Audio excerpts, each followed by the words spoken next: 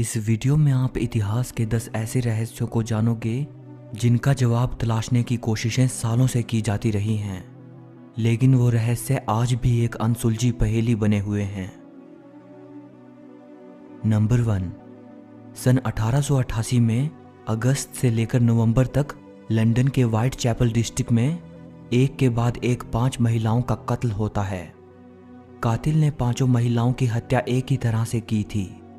Police द्वारा इन 5 महिलाओं के कातिल का पता लगाने के बहुत से प्रयास किए जाते हैं, लेकिन सभी नाकाम रहते हैं। फिर अचानक एक एनोनिमस लेटर सामने आता है।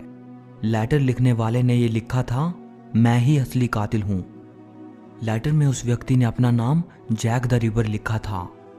पुलिस की छानबीन के बाद ये सामने आता है कि ये लेटर एक झूठ था, लेकिन तब तक जैक द रिपर ये नाम व्हाइट चैपल और लंदन में पूरी तरह फैल चुका था और लोग कातिल को जैक द रिपर नाम से जानने लगे थे।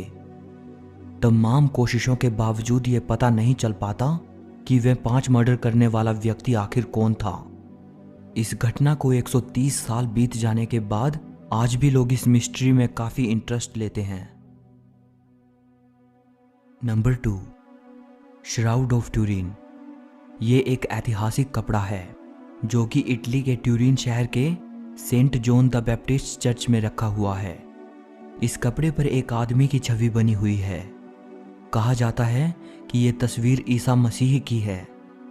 माना जाता है कि ईसा मसीह को सूली पर चढ़ाए जाने के बाद उन्हें दफनाने के लिए इसी कपड़े में लपेट कर रखा गया था, और इस कपड़े पर जो ये एक आदमी की छवि बनी हुई है, ये ईसा मसीह के ही शरीर के निशान हैं।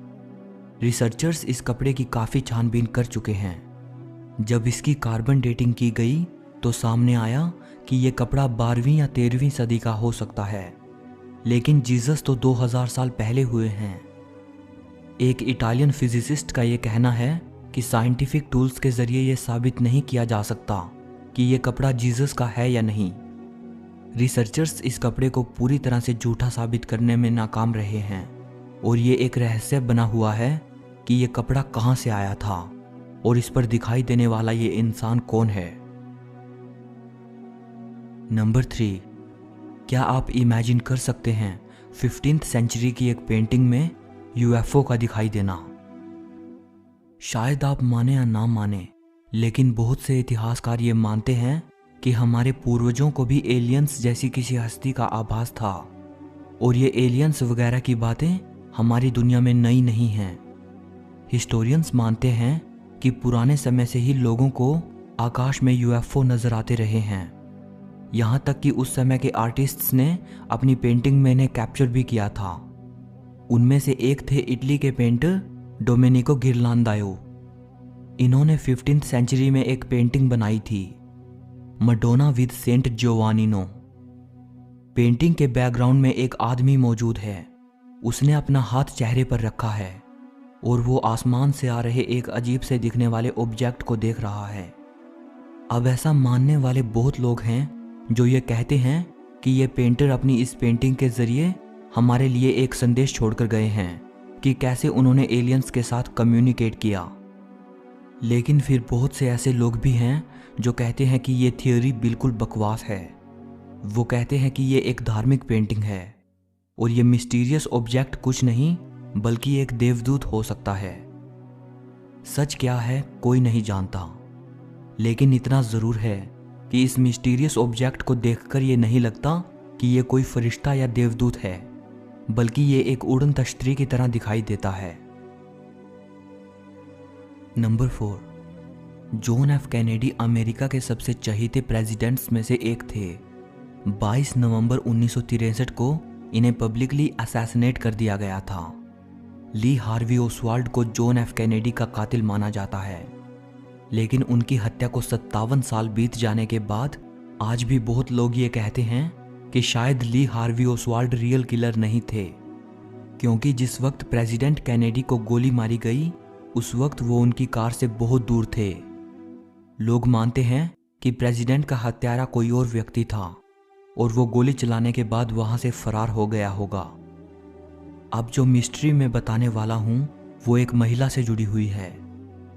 जब प्रेसिडेंट कैनेडी को गोली मारी गई उस वक्त उनकी कार के आसपास बहुत लोग मौजूद थे और मीडिया भी थी जिसने पूरी घटना को रिकॉर्ड किया था। जब FBI प्रेसिडेंट की हत्या से जुड़े फोटोग्राफ्स देख रही थी तब उन्हें एक महिला नजर आती है जिसने हेड स्कार्फ पहना हुआ है, इसीलिए फोटोज में उसका चेहरा अच्छे से दिखाई नहीं देता। FBI देखती है कि उस औरत के हाथ में शायद एक कैमरा है और वो उस घटना की तस्वीरें ले रही है। बाद में उस महिला को ढूंढने की बहुत कोशिशें की जाती हैं लेकिन उसका कोई पता नहीं मिलता।